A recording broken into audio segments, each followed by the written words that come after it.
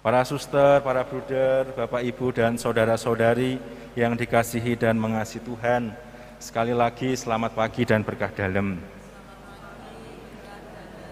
Bacaan-bacaan hari ini mengajak kita untuk merenungkan tentang panggilan. Sebagai orang Katolik, jika mendengar kata panggilan, apa yang kira-kira muncul di benak kita? Apa? Bagi gereja Katolik, panggilan itu penting atau tidak, Bapak Ibu? Penting enggak? Penting ya. Kalau enggak penting, kita selesai khotbahnya ya.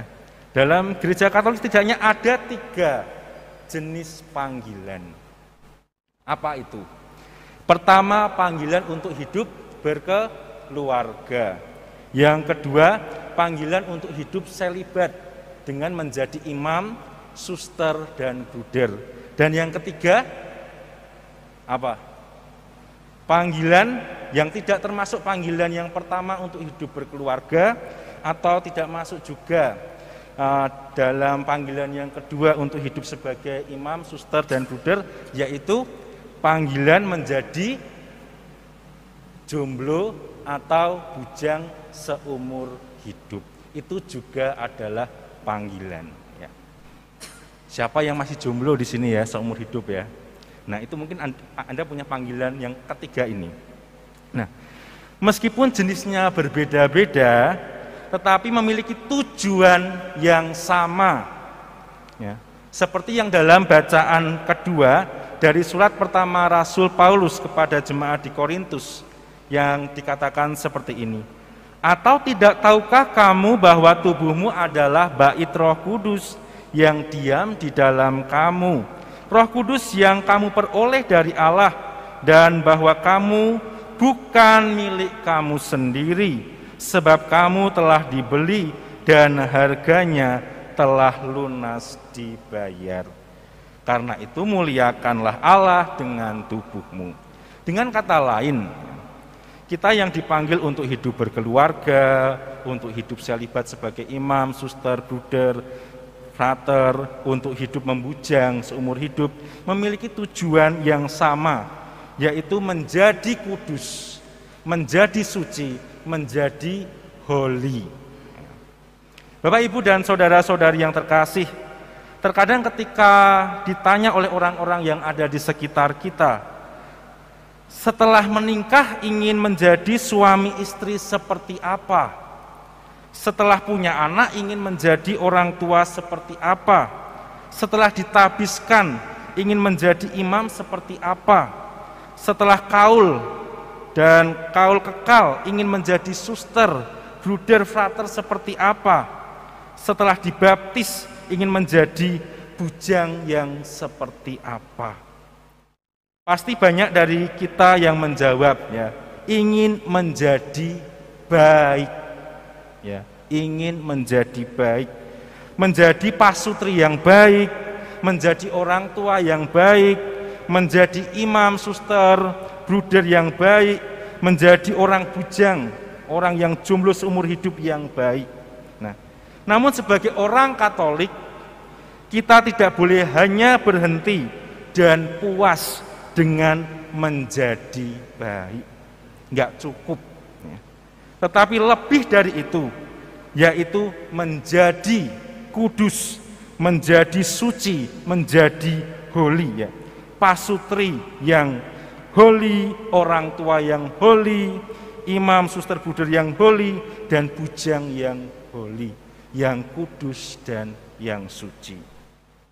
Lalu bagaimana menjadi kudus, menjadi suci, dan holy itu sesuai dengan panggilan hidup kita masing-masing? Tentu ya, ada banyak cara yang dapat ditempuh untuk menjadi suci. Namun kiranya dari bacaan-bacaan yang kita dengarkan hari ini, kita dapat menemukan beberapa jawaban bagaimana menjadi kudus, suci, dan holy sesuai dengan panggilan hidup kita masing-masing. Pertama, kita bisa menjadi holy, kudus, dan suci kalau kita selalu mendengarkan Tuhan bersabda dalam kehidupan kita, seperti yang diungkapkan oleh Samuel bersabdalah ya Tuhan, hamba-Mu mendengarkan. Dan kita melakukan apa yang dilakukan oleh Samuel. Tidak ada satupun dari firman Tuhan yang dibiarkannya gugur. Bapak, Ibu, dan saudara-saudari yang terkasih, pada awalnya kita semua itu sama seperti Samuel yang memiliki keterbatasan untuk menangkap panggilan Tuhan. Dia digambarkan sebagai pribadi yang belum mengenal Tuhan, dan firman Tuhan juga belum pernah dinyatakan kepadanya. Kita pun sama seperti Samuel.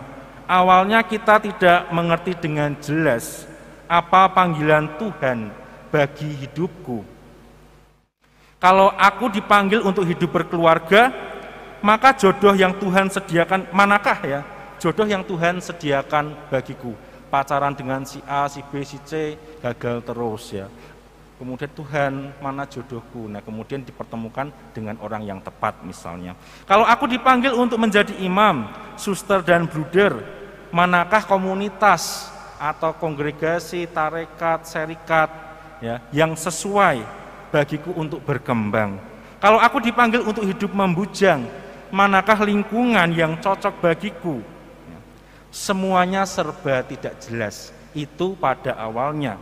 Namun ketika kita dibantu oleh Tuhan ya, melalui orang-orang yang ada di sekitar kita, orang tua kita, teman kita, sahabat kita, ya, pemuka agama kita, dibantu oleh orang-orang yang lain, ya, sebagaimana Samuel dibantu oleh Eli untuk menangkap suara Tuhan, kita akhirnya dapat meyakini dan mengatakan, ini jodohku, ya. Ini komunitas, kongregasi, tarekat yang tepat untukku menanggapi panggilan Tuhan. Ini adalah lingkungan kerja dan lingkungan keluarga yang tepat bagiku jika aku dipanggil untuk hidup membujang atau menjomblo. Lalu setelah panggilan itu sudah menjadi milik, ya, kita dipanggil untuk tetap hidup kudus, yaitu dengan mendengarkan dan melakukan sabda Tuhan dalam kehidupan kita masing-masing.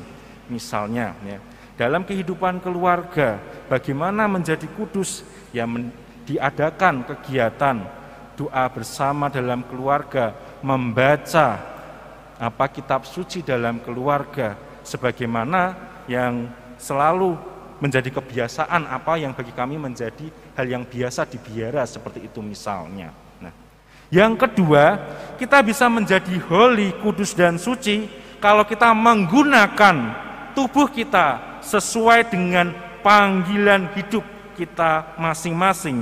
Yang dalam surat pertama Rasul Paulus kepada jemaat di Korintus dikatakan, tubuh bukan untuk percabulan, melainkan untuk Tuhan, dan Tuhan untuk tubuh.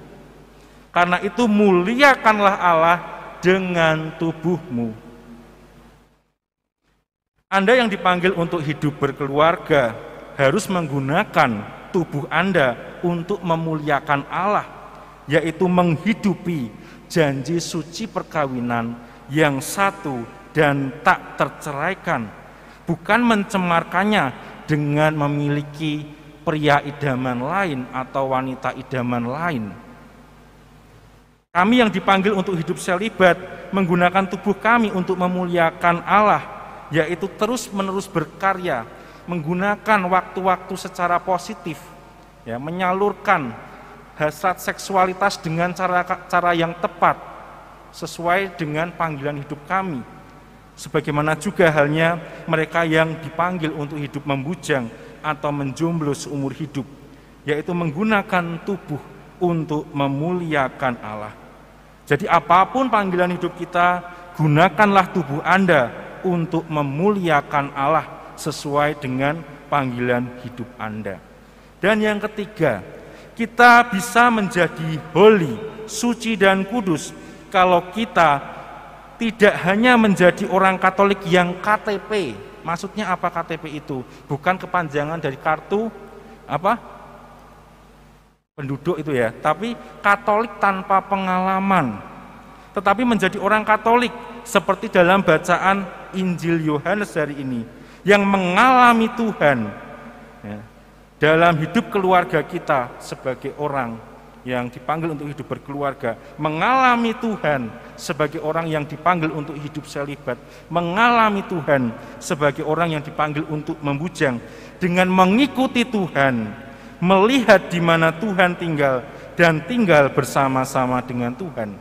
Dalam bacaan Injil Yohanes yang kita dengarkan, ketika ketika para murid Yohanes datang kepada Yesus menanyakan, di manakah engkau tinggal? Yesus tidak menjawab dengan jawaban yang informatif. Oh, aku tinggal di depan KFC, aku tinggal di sebelah gereja, aku tinggal di samping Indomaret, atau apa enggak? Ya, tidak hanya berhenti di situ, tetapi apa yang dikatakan, marilah dan kamu akan melihat. Demikian juga halnya dengan kita, Bapak, Ibu, dan saudara-saudara. Sebagai orang Katolik, terkadang iman kita hanya KTP Katolik tanpa pengalaman akan Allah. Kita mengaku diri orang Katolik, tapi kita tidak pernah tinggal melihat di mana Tuhan berada dan hidup bersama dengan Tuhan, mengalami Tuhan dalam kehidupan kita. Kita hanya menjadikan iman terkadang sebagai iman tanpa pengalaman, hanya tahu bahwa aku adalah orang Katolik. Tetapi kita dipanggil jauh daripada itu. Kita dipanggil untuk menjadi orang Katolik yang punya pengalaman akan Yesus, akan Allah sendiri. Kenapa? Karena siapakah kita? Kita bukanlah orang yang dapat menyucikan diri kita. Kita bisa menjadi holy, suci dan kudus kalau kita selalu bersama dengan Yesus, bersekutu dengan Yesus, mengalami kebahagiaan bersama-sama dengan Yesus. Dengan mengikuti perayaan Ekaristi setiap hari Minggu, Anda berusaha menyatukan diri sebagai satu keluarga, sebagai satu komunitas. Jika Anda dipanggil sebagai imam biarawan biarawati, dipanggil untuk mengalami Yesus dalam kehidupan Anda, dalam tubuh dan darahnya. Oleh karena itu, marilah Bapak, Ibu, dan saudara-saudari yang terkasih, kita perlu menyadari sekali lagi, kita tidak hanya dipanggil untuk menjadi baik, tapi kita dipanggil untuk menjadi holy, kudus dan suci. Semoga rahmat Tuhan membantu kita untuk itu. Amin.